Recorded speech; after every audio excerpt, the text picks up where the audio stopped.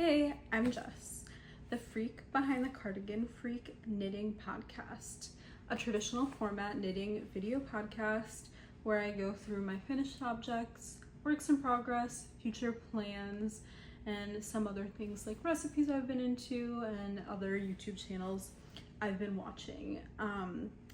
Thanks if you're a returning viewer or a new viewer as well. This is my 5th video and it's been over 2 months since I last filmed my last video. I think I filmed on May 9th and now it's July 15th.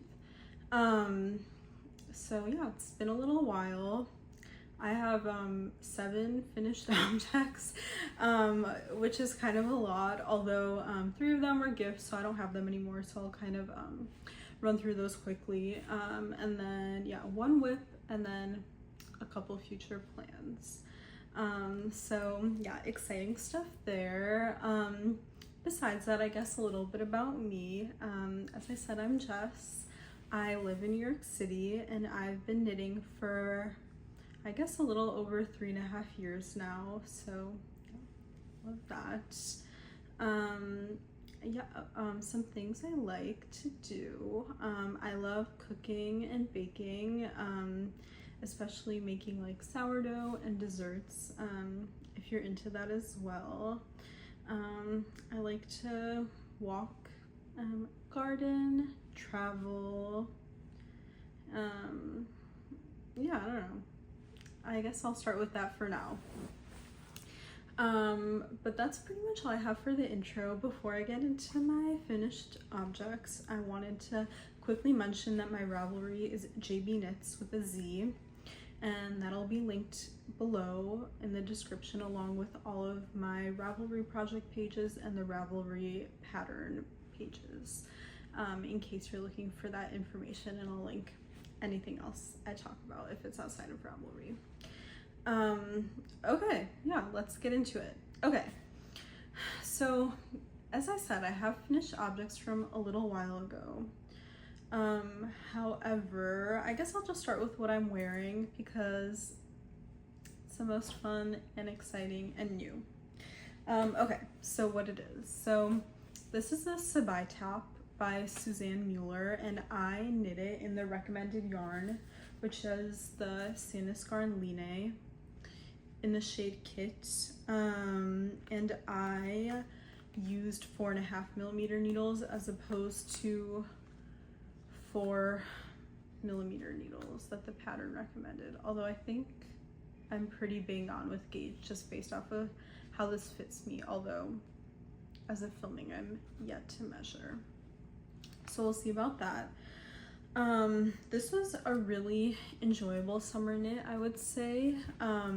It knit up in about a week, and I literally just finished this last night. I blocked it and then laid it flat to dry while I was sleeping, and then I woke up and this is still pretty wet, so I just threw it in the dryer while I did kind of my morning workout, and then it was dry and ready for me to wear.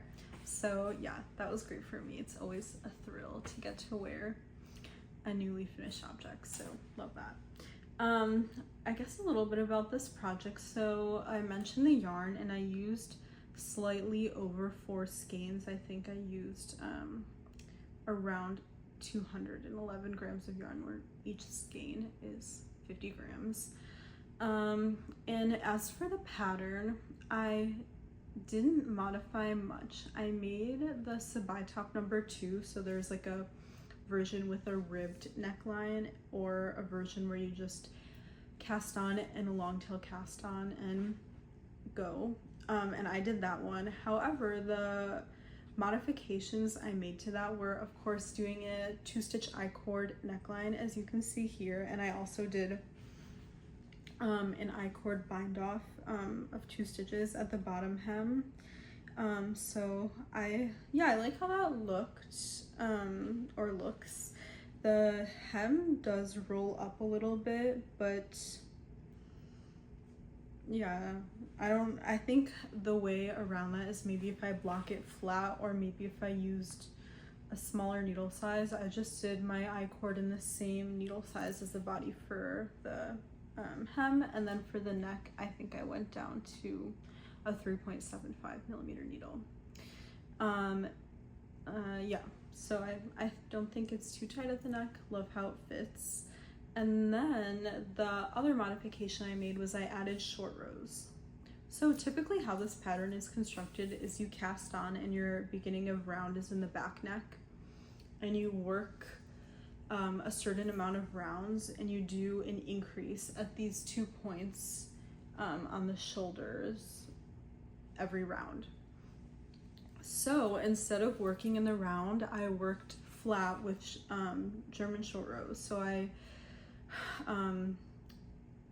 started at my beginning of round and worked the first set of increases here, knit 2 stitches, turned, and then I worked the increases purlwise. So I did like a make one left purlwise, and then I make one right, and then I did my purlwise increases on this side, 2 stitches, turn, and then did knitwise increases. And then I just repeated that, and I did all of the increases that the pattern states as German short rows instead of like connecting in the round at a certain point.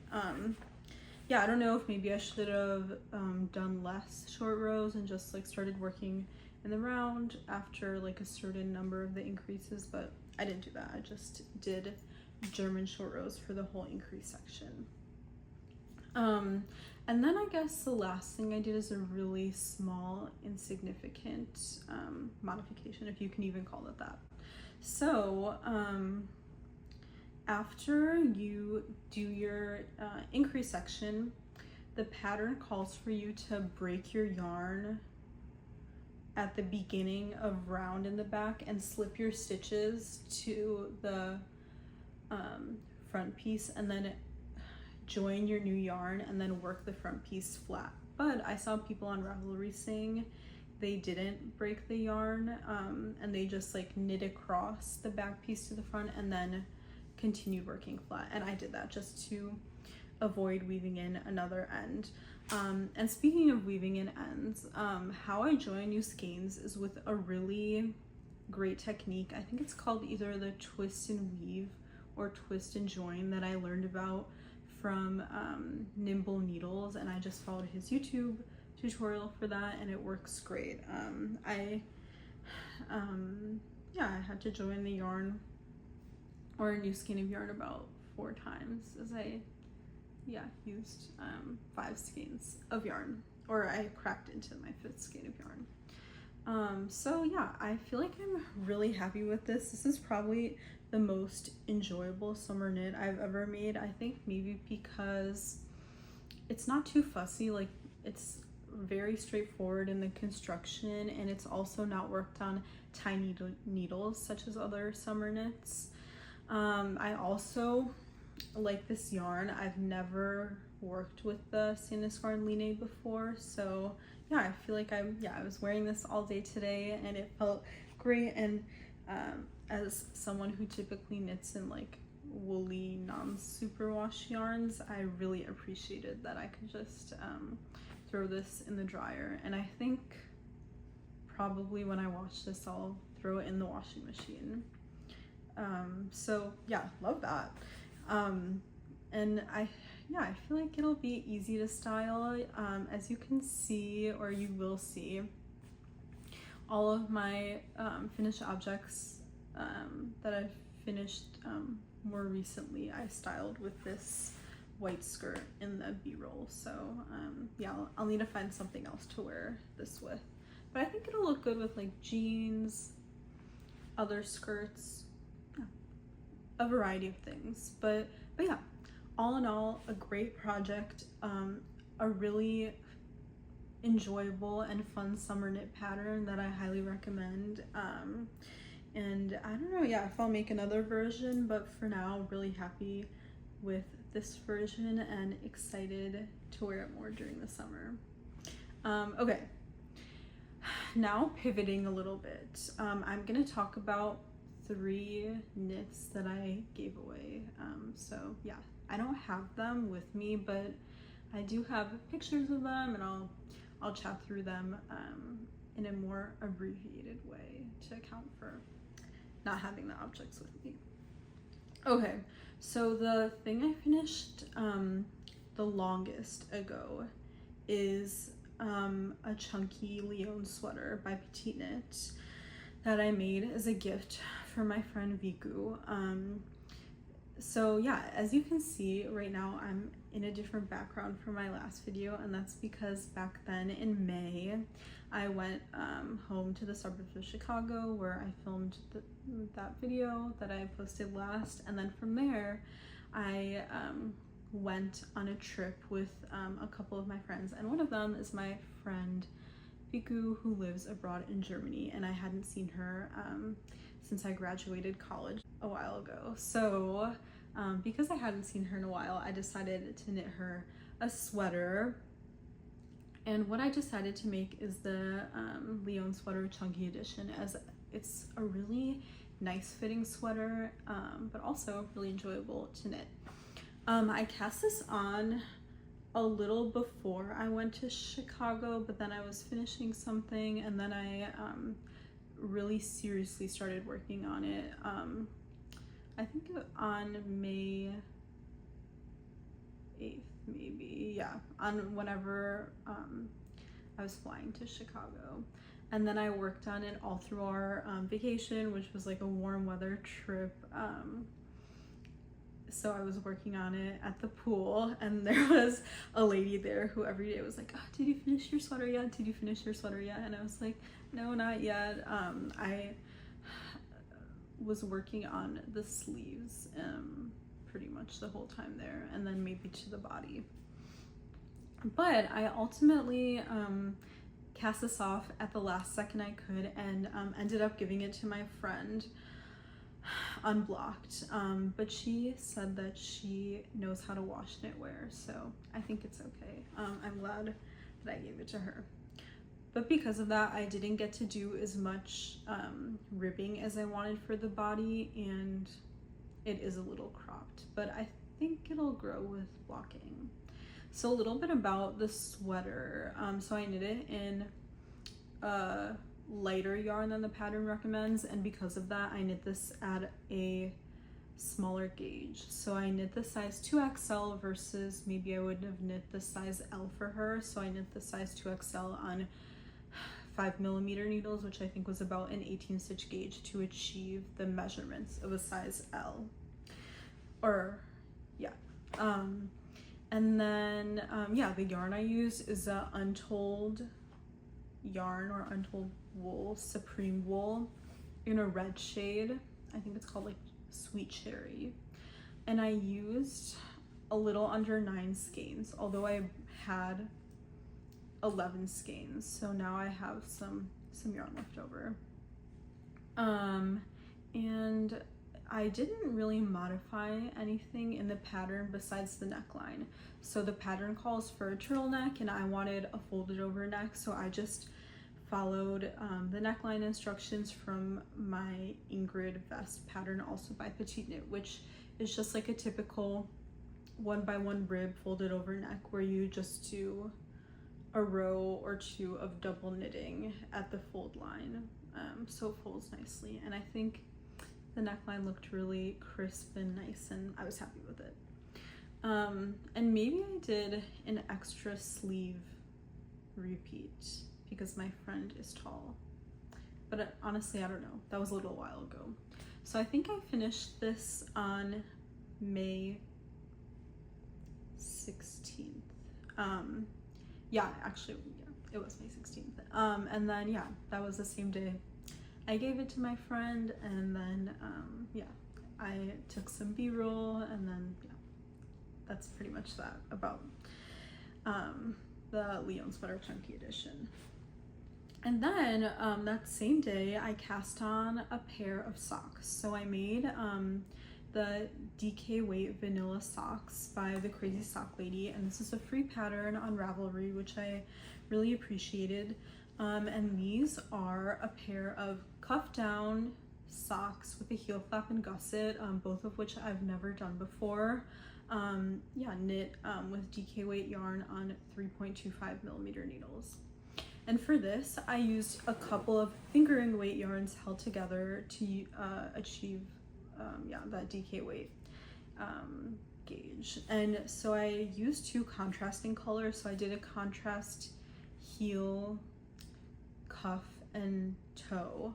And for the contrast, I used a hand-dyed yarn, which is from Hedgehog Fibers, I'm pretty sure. And then for the foot, I used the Cascade Yarns Heritage, which is their sock yarn, and it's in the color Pumpkin Spice, which is like a very pumpkin-y looking color. But as you can kind of see from the picture, I ran out of my main color, I guess you could call it, and I ended up using a little of the hand-dyed yarn for the rest of the sock, which is fine. Or so it's pretty much like the toe is like a little longer on one of the socks. You'll see in the picture. But yeah, these were a gift as well, so I don't have them for my grandma. I don't know if they're exactly what she's looking for, because I think what she wanted was more of a like Scandinavian slipper sock, but I didn't understand. I thought she just wanted like a bigger sock that was thicker than the prior like fingering weight socks that I gave her. So yeah, I don't know if she's wearing these a ton, but yeah, it was a really enjoyable knit to make, and I guess I'll have to be back to the drawing board on kind of what she is looking for in terms of socks. So we'll see as winter comes around. But yeah, let me know if you've ever made like some of those like chunkier color work slipper socks. I think there is actually a pattern for them in the 52 Weeks of Socks Volume 1 book, but I think they're like just like feet socks, but whatever. Yeah, we'll see about that. Okay, then that's that. And so yeah, I worked on those May 16th to 19th, I'm pretty sure. And then the rest of that time I was working on my cloud tank tee, which is, you'll see in the whip section. But then I think around like June 30th or so, I don't know why I'm guessing on all the dates, because I'll have that all on the screen here. But yeah, I think around June 30th I cast on a blouse number 1 for my friend Uni, which I made pretty much according to pattern. I don't think I modified anything, and for that I used also a yarn from Untold Yarns, which is their light merino, and I held 2 strands together, so I held it double, and I used the color Fiery Red, which is a really pretty red. And yeah, this is a yarn that's like honestly really similar to like a St. Iscarn Sunday, Knitting for Olive, merino, just like a typical non-superwash fingering weight mohair. And yeah, so I knit that as a gift for her, and I knit the size XS, and I knit it on 5mm needles. And I feel like maybe my gauge was a little smaller than the pattern because I didn't have a ton of positive ease on my friends, so maybe like looking back I should have sized up, just because for my preferences I like a lot of positive ease in my garments. So yeah, I don't know if she does, but just based off of what I like, I would have done that. But yeah, I don't know, I think the blouse number 1 is a really great gift knit because it's not like your typical sweater, but it's also really enjoyable to make because there's no finishing. It's knit in a very similar fashion to a raglan, although like slightly different, but it just has yeah, stockinette, make one left, make one right, and that's it, and you're good to go.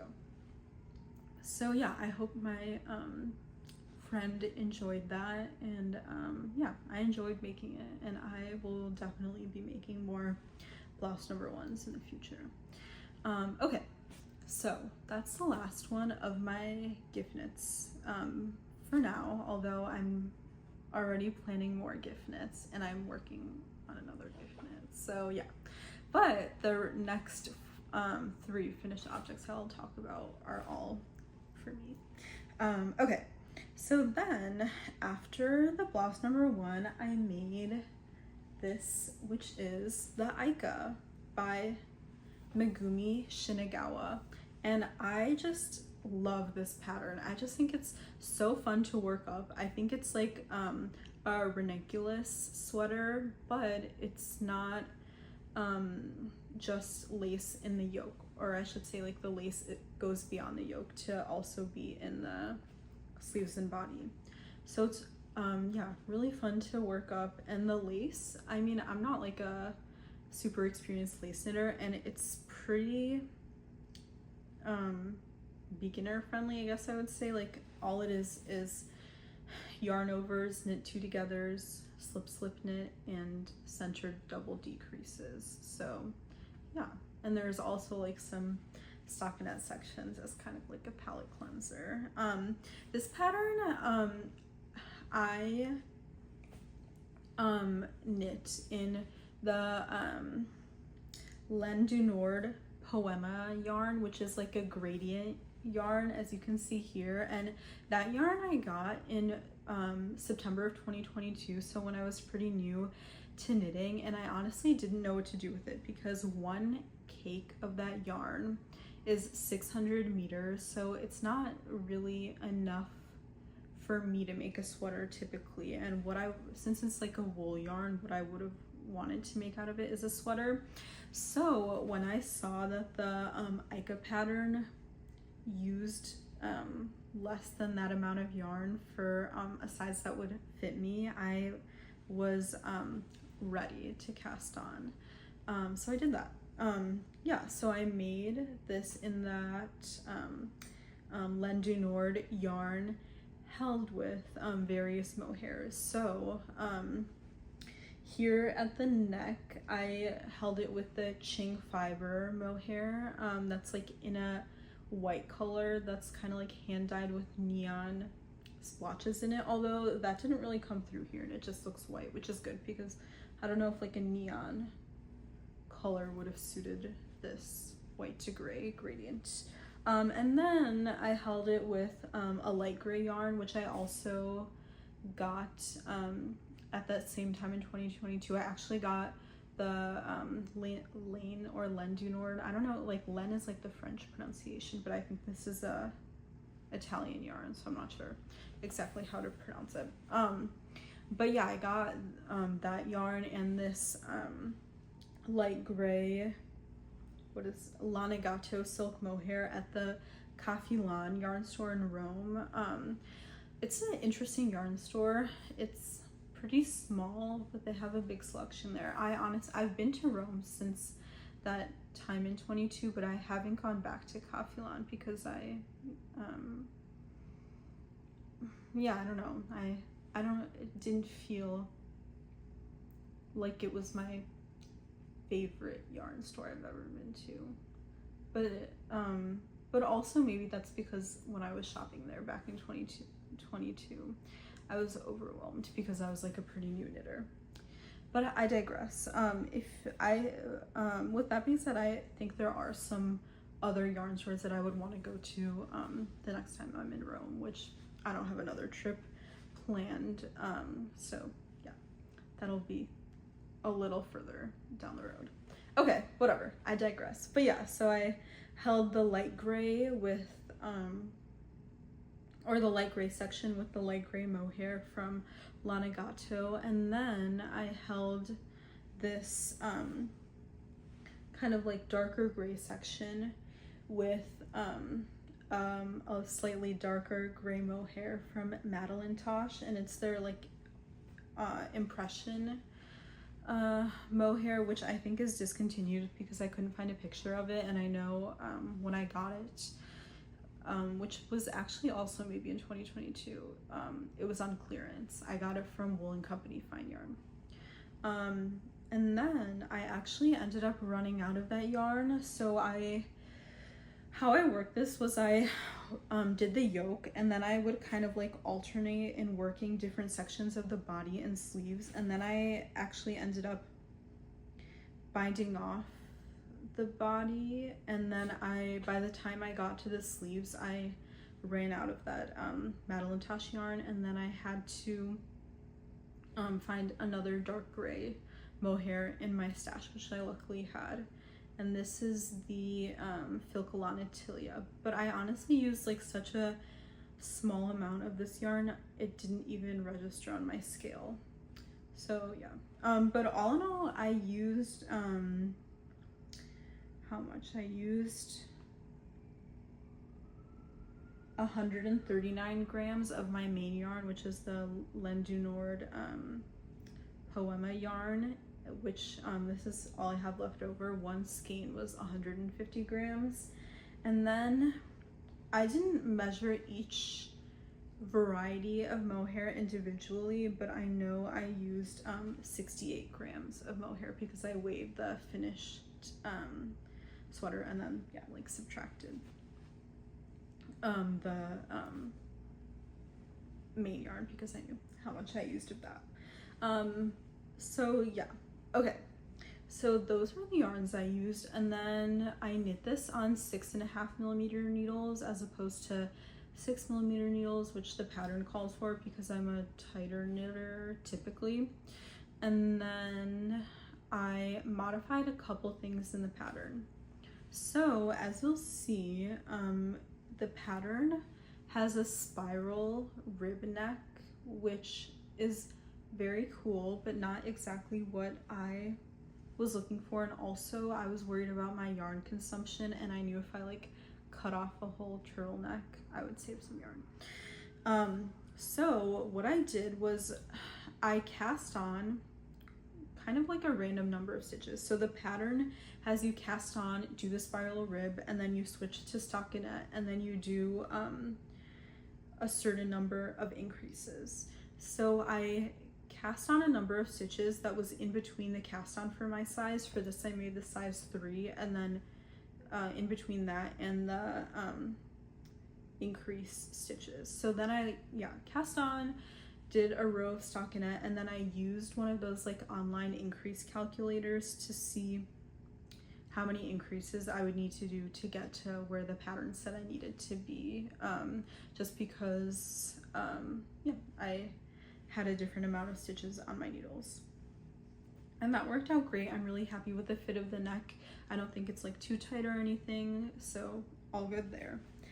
And then for the body, I did the amount of repeats specified in the pattern, and then I just knit 2 more rows of stockinette here, and then I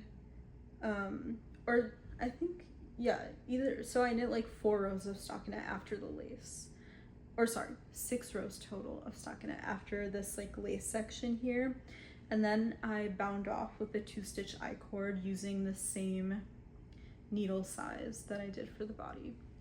And then for the sleeves, I did 1 extra repeat than what the pattern specified. So I think the pattern has or calls for maybe 3 lace repeats, and I just did 1 more here. And then I also bound off with a 2-stitch I-cord, but I think for this I went down to 6mm needles as opposed to 6.5, and I would recommend just staying consistent with your needle size, because I think it kind of like cinched this in a kind of like meh way. Like it's cinched in like only a tiny bit, so it doesn't look like a cinched sleeve, but it's also not like consistent with the width of my sleeve here. So just a recommendation if that's also what you're going for. And then for the neck, I picked up my stitches at the end, and I did a 2-stitch I-cord with, I think I used the Filcolana Tilia, or not, or maybe not actually. But yeah, I picked up and I did a 2-stitch I-cord, but I think if I were to go back, I would do a 3-stitch I-cord because there wasn't really anywhere that I could weave the ends into. So I think, yeah, a 3-stitch I-cord is a little better for the neck for this because it's more substantial and yeah, I think looks better. And then for the neck, I actually think I went down to a 5.5mm needle for that I-cord. But yeah, that's my Aika. Love this pattern, and as you'll see, there is another Aika coming soon in this video that I've made. So okay, yeah, so that is my I guess, yeah, next finished object. I finished that on June 19th, and then after that I made another Lyon sweater, chunky edition by Petite Knit. And this is in a very beautiful yellow color. I knit this in Knitting for Olive Heavy Merino in the shade Elderflower, held with this cone of yarn that I have, which is I think it is 74%, yeah, 74% cashmere and 26% silk. So it's pretty much like a mohair alternative, but it's really soft, softer than a mohair. It's, yeah, it's a beautiful yarn, and I am planning to make a cardigan out of the remainder of this, but it's for another time. But yeah, so I held them together. I really like the fabric that it made. I knit this on 6mm needles, and I think maybe my gauge is a little bigger, but yeah, I didn't gauge swatch, so that's okay. And I think I followed the pattern pretty much for this whole thing besides the neck. So as you can see, I have a double knit section and then a fold over neck. So how I did that was by following the video tutorial by Super Bloom Knits, where she knit the same style of neck for her Olga sweater, but I did kind of like the inverse of that because I always knit my ribbing from the inside out, so I did all of that from the wrong side. Yeah, so that's not super clear, but if you have any specific questions about that, let me know, and I'll jog my memory to help you out. And then yeah, and then I did a double knit section here at the fold, and then I knit some more, and then I did my like neckline technique where I cast off the live stitches with the Kitchener stitch, and then I sew them down to the kind of like pickup edge with like a mattress, or just like by kind of like taking my tapestry needle through the pickup edge, and that really results in a really nice stretchy neckline, or that's kind of like consistent with the rest of my knit fabric. The only thing that I'm not loving about this sweater is that it's really cropped. Like, as you can maybe see in the b-roll, it's like so cropped. I kind of like even pulled up the skirt a little to make it look better with the cropped nature of this, and that is because I ran out of yarn. So I only had 6 skeins of my heavy merino, and I used all of that in this. So I made a size XL in this, but looking back, I think I should have done a size L, just so I brought the circumference in a little more, which would have given me a bit more length. And yeah, maybe I could have like made the sleeves a little shorter, I don't know. But yeah, if I find I'm not wearing this a lot come sweater season, I'll probably rip this out because I really love this combination. I think heavy merino is one of my favorite yarns.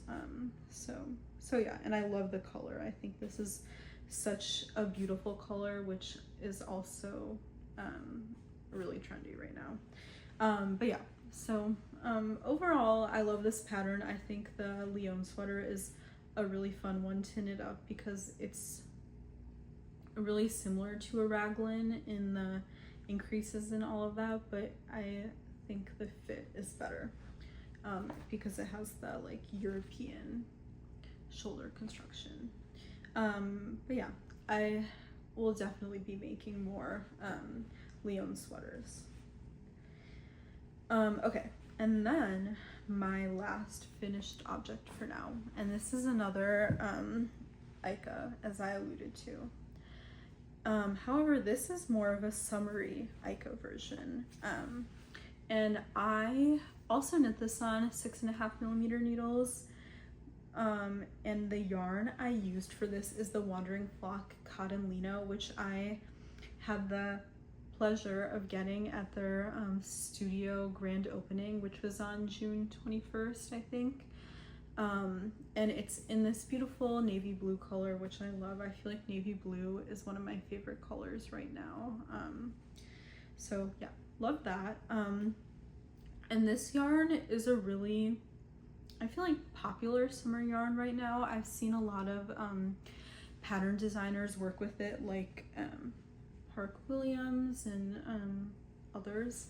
So I was really eager to try it because I feel like I don't have a ton of summer yarns in my stash. So I thought that would be a reasonable purchase for me.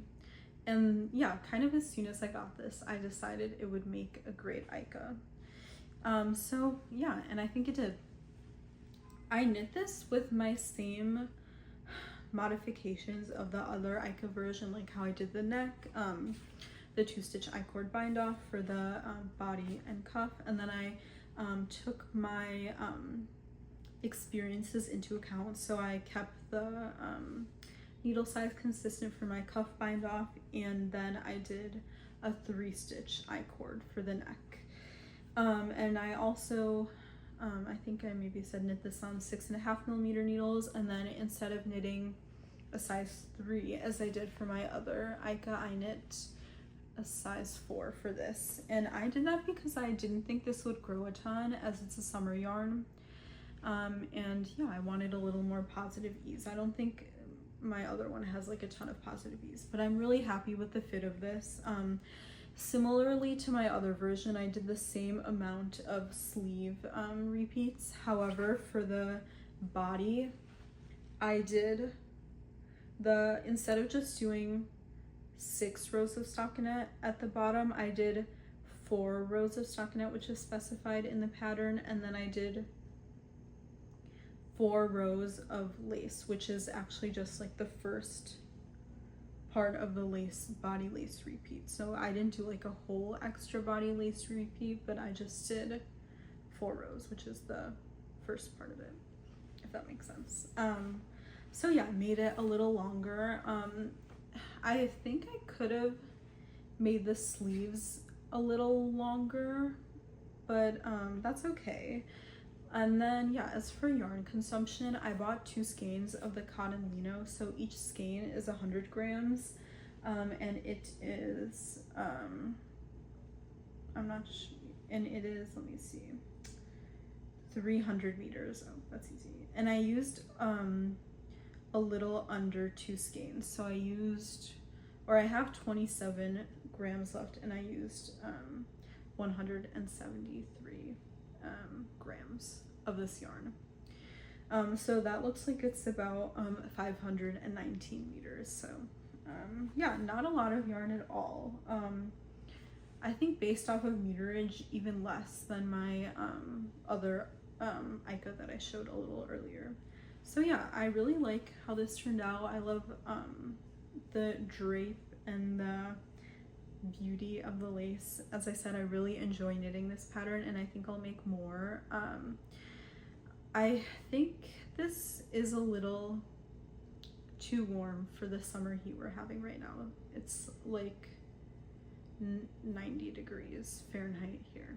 So yeah, I would say this is a little too toasty for that, but I think as the weather gets cooler, I'll get a lot more wear out of this. So excited for that. The only thing I have to say about this yarn is it sheds a lot. I don't know if it's because cotton sheds a lot or linen sheds a lot. I don't know, but yeah, I'm definitely experiencing a lot of shedding. Like I'm wearing this white skirt right now and I can see a lot of blue flecks there, but that's okay. I'll allow it. I really like how this project turned out. It's super pretty. Okay, so that's my last finished object for now. Then my whips. So yeah, as I cast this off late last night, I cast on my newest whip during my lunch today at work. And this is how much I have of it. So not that much. But that's because I got a little confused. And also, yeah, it wasn't that much time. So what this beauty is the Look at My Holes by James and Watts, and I am making this as a gift for my sister, and I'm using the Rowan Creative Linen yarn, and I think it's just like in the undyed color. Sorry, I definitely had some mohair on my chapstick. Yeah, so it's an undyed color, and I'm using 6mm needles as opposed to the 5.5 millimeter needles that the pattern calls for. And yeah, so I cast this on today. I cast on the size XL because the size L wouldn't have had, or I think it only would have had like 2 centimeters of or so of positive ease for me, and I think more would be better. I think my sister has the same bust measurement as me, so by me I mean her. So yeah, doing the size XL for this. And then yeah, why I got confused is because this pattern was updated a few years ago and now includes like short row shaping, and I didn't understand the instructions, and I thought you did the shaping in the round as you do with a lot of other sweaters. However, the shaping is worked flat. So I like cast on and I joined in the round, and I was reading the pattern and I was so confused on why it didn't say to like turn your work. It just said like do a wrong side and then do a right side, and then I was like and then it clicked for me that it was knit flat. So yeah, so I ripped out my cast on and redid it, and now I'm at the first lace row, and the holes of this are, I feel like, in a really fun way. Like it's you knit or you decrease 3 stitches or 4 stitches at a time, I'm pretty sure, but yeah, the decreases are really fun to work. Sorry, the yarn keeps falling. The decreases are really fun to work, and yeah, I can't say I've made a lot of progress so far, but I like it, and I'm looking forward to continue working on this. So yeah, that is the start of the Look at My Holes by James and Watts. Okay, and now my final whip, which I honestly haven't touched since I have been back in New York for my travels in Chicago, so like end of May. And this is, as I was talking about like a little bit, my Cloud Tee tank. So it's the Cloud Tee that I modified into a tank. And I did talk about this in my last episode, which is why I'm talking about it, because I did make some visible progress, although since then I haven't touched it in a month. So yeah, since I last showed this, I joined my work in the round, which is really exciting, and I honestly like did get a good bit of work done here. And then I also added a 3-stitch I-cord onto the arms and neckline.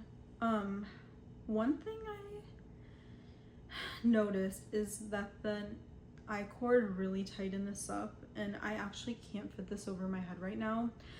This is knit in the Knitting for Olive Pure Silk, and I heard that yarn grows a lot with blocking, so I feel like either yeah, I don't know, I think it would be best to do a mid-project block, but I don't know if I'll do that. But just to see like if this grows and is able to fit over my head, because if not, I'll of course have to rip this out and do the neck again. So yeah, that's kind of the only slight issue, that the neckline is pretty cinched. So yeah, we'll see what happens there. But yeah, pretty much I've done all of the finishing so far, and all I have to do is continue working in stockinette until I run out of this skein of yarn. And yeah, once I run out, I'm done, because this is the last skein I have of this color of Knitting for Olive silk. So yeah, that is my update on this project, which has since been neglected. So we'll see the next time I pick it up. This used to be like my work knitting project, but recently I've been taking my, I guess you could say, main projects on the train with me to work. Like for example, last week I took this with me, and this week I'll be taking my Look at My Hills with me. So yeah, those are my whips. And then future plans. So I have 2 future plans. So the first one, I'm planning to make a baby sweater for my boss who's having a baby, and I'm planning to use the good old raglan pattern, which is a free pattern on Ravelry.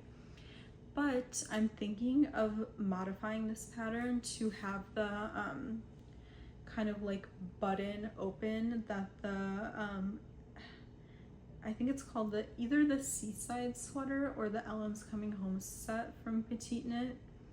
And I want to do that because I feel like it'll be a fun modification. Like I think what I'll do is just knit the raglan section flat, and then I'll pick up and do a double knit button band for the buttons, and then I'll join in the round. And yeah, I heard babies have big heads, so I think that will help make this more useful and parent friendly, although I don't know if it's like too much work to do buttons or like to button buttons, but we'll see. And I am going to knit this in the Cascade Yarns Heritage, which is the same sock yarn I used earlier. I'm gonna use like a peachy pink color, which I don't have yet. I ordered it from Wool & Company Fine Yarns, which is a great yarn store. And I'm going to stripe that with the white yarn, which I already have over here, so I didn't need to buy that. And then yeah, I think that'll be good. And after that, I think maybe I'll knit another sweater. I've had yarn to knit the cloud sweater by Petite Knit for a while. I have a beautiful light blue Surrey that I will hold with an also beautiful Sunday by Sanisgarn, and I know that I'll hit gauge with that because I've already used that combo before and I measured my gauge. So yeah, I think I'll do maybe the cloud sweater by Petite Knit next, although that doesn't really scream summer knitting, so we'll see. But that's kind of like what I have in my mind for now. So yeah, unsure.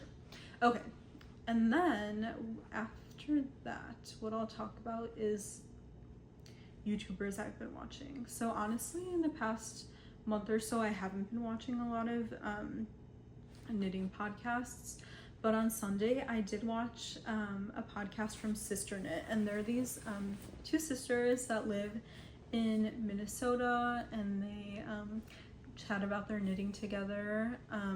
And actually one of them was saying that she was gonna cast on the Sabai top, so we'll see, I guess, in the future. But yeah, they're a really enjoyable channel to watch. I love how they make a lot of things together, and yeah, they are very, I feel like risk averse. I don't know, like they make like very intricate projects, although they're newer knitters-ish. So yeah, kudos to them for making so many complicated things. And then yeah, besides that, I've been watching 2 other creators that I've been really enjoying that aren't knitting creators. They're just like kind of influencers slash like travel oriented content. So the first one is Hildur Carlson. She's a Swedish YouTuber, and she makes a lot of like travel vlogs, which I really enjoy watching because I love travel and I love kind of like learning about a destination through others who've gone there. So I've been watching a lot of her vlogs recently, and she recently posted vlogs from Rome and also like the south of Italy, which I've never been to, but yeah, love Rome. And then she also posted another vlog from Chamonix, which looks really cool, and I've never been there either. So yeah, some places to add to the list. And then another YouTuber I've really been enjoying lately is Lara Celia, and she is a German YouTuber who lives in Paris, and she just uploads a lot of videos from her life in Paris, and I really enjoy Paris, so that's always fun to watch. But she also uploads like a lot of travel content, so I feel like I've been watching since I am a newer viewer to her channel. I have like a whole backlog of videos. So I watched her like Athens video and Stockholm and London. Yeah, so she goes to a lot of places, which is super cool. Yeah, and I love travel content. And then I would be remiss if I didn't mention Taskmaster. Taskmaster is a British show where comedians, 5 per season / series as they call it, work through a couple tasks in each episode, and it's super funny. The most recent season, season 19, had a American comedian, Jason Mantzoukas, who I love, his comedy, so that was a really enjoyable watch, and I loved the whole season. I think the cast was amazing. I loved all of them. Yeah, it was so fun to watch, and I'm sad that it's over. This season ended, I think, like a week or two ago, so sad. But I have been watching season 16, which is hilarious. I've honestly been like crying, laughing many times from this show. So if you've already seen season 19 of Taskmaster, I can't recommend season 16 enough. I heard on Reddit, or I was like reading through Reddit, and a lot of people recommended it as one of the best seasons. And I mean, I haven't seen all of them, so I can't comment, but yeah, I can say that it's really, really, really funny. I can't recommend it enough. And it's so accessible. It's on YouTube. I feel like YouTube is kind of like my most watched platform, I would say. So yeah, love all of that. And then about cooking and baking. So I haven't been making tons of desserts lately, but with that being said, I did make tiramisu. So I made the tiramisu recipe from Nicola Lamb's Substack, which I love. And she has a very interesting tiramisu recipe, which is unlike the traditional kind of tiramisu recipe I typically make, where you cook the egg yolks and sugar over a double boiler by like whisking them in a bowl over boiling water, and that helps stabilize the mascarpone mixture. And I feel like, I don't know if I would do that every time I make tiramisu, because it is a little more involved. But if you know that your tiramisu isn't going to be like consumed the next day, like you're not having a party, then I think it's a good recipe to make, because the finished product is a little more stable than like a traditional tiramisu recipe that I make, where I just whip 3 egg yolks with 150 grams of sugar, and then I add in my 2 8-ounce packages of mascarpone, and then I whip egg whites separately, and then I like fold the aerated egg whites into there. It's really easy. Oh, and I also add like a 1/4 cup of rum to the mascarpone mixture, which is optional. But yeah, if you want me to write that out, I can. I didn't invent that recipe. I learned it from TikTok back in the day, but I have it committed to memory because it's a good one. And then you just layer that with your ladyfingers dipped in espresso, all that. But yeah, that's a little bit on tiramisu. But another thing I made, so on Sunday I also baked a loaf of bread, which unfortunately I didn't take a picture of, but yeah, I am planning to bake again on Saturday maybe. And then I also made fresh pasta, so I can't recommend this cookbook enough. I love cookbooks, and I have 3 pasta cookbooks, and this one I think is my favorite because it walks through like all of your pasta components in different sections. So it shows you how to make your dough, how to make different shapes, and then how to make fillings, sauces, etc.